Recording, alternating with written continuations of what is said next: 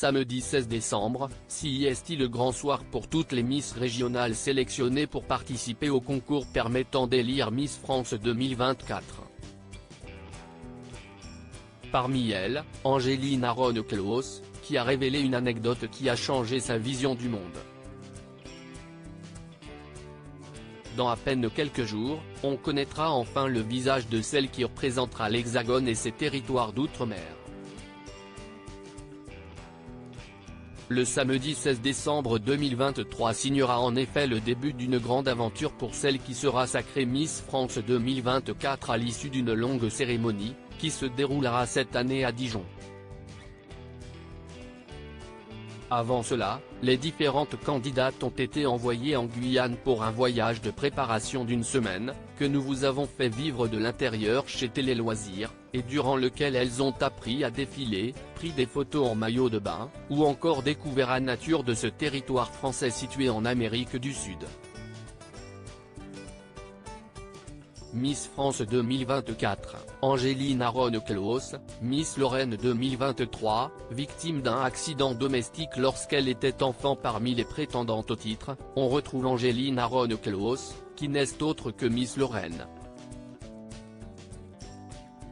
À 26 ans, elle a déjà une vie bien remplie puisqu'elle est professeure et maquilleuse.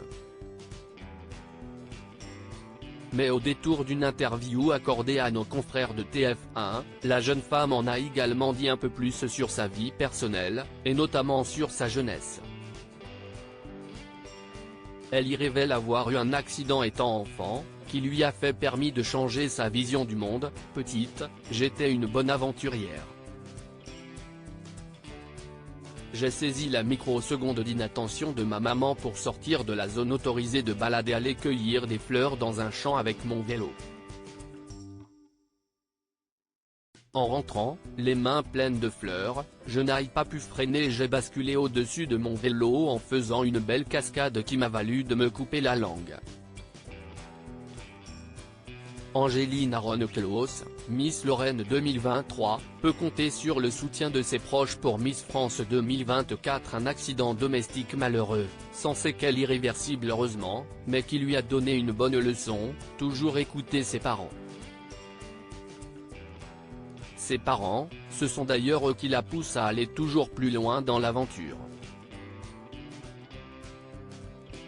Lorsque nous avions rencontré Angéline Aron-Clos en novembre dernier, elle nous racontait que ses proches lui donnaient un maximum de confiance. J'ai douté, si est-il nouveau pour moi de me présenter, de danser ou de m'afficher en maillot de bain. J'ai eu beaucoup de soutien de mes proches, de mes amis et de ma famille.